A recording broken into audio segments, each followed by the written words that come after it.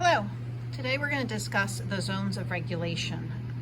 This is a program that was designed to help children to learn how to self-regulate and gain control over their emotions.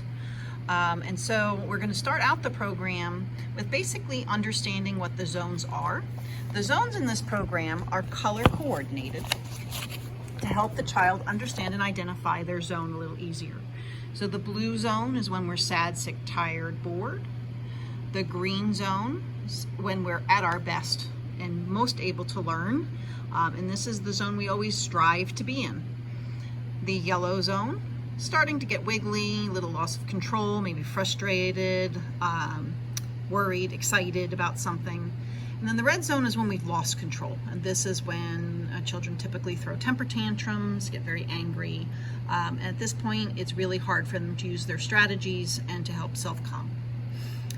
The zones of regulation is a pretty easy program for children to understand, but we need to go through it systematically. So we first need them to understand the colors and what each one feels like.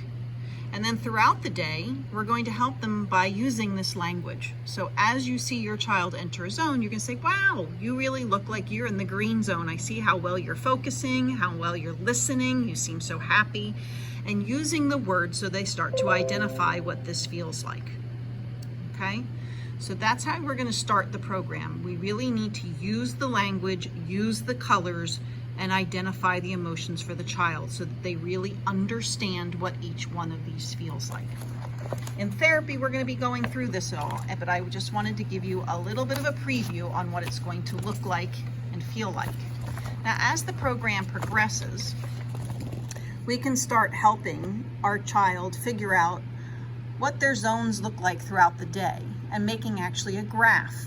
In this way, we can see if our children are having the most difficulty at a certain time of day, and that will help us be proactive in helping them remain organized. Okay, so that will come down the line, but it's going to be very helpful in us identifying how their day goes.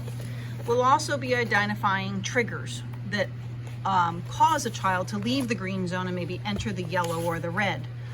These triggers are going to be very important to figure out for your child.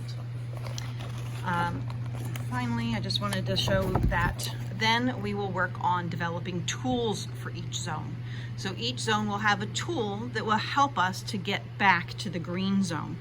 All right, again, it's really important that we try to intervene at the yellow zone because once they're in the red zone, it's really hard for them to access their tools and utilize them effectively. So this is I just wanted to give you a quick overview of what the program looks like. We'll be going through it systematically, slowly, because we want to ensure understanding, but most importantly is using the words and the terminology that the program works off of. So we'll be going through that together.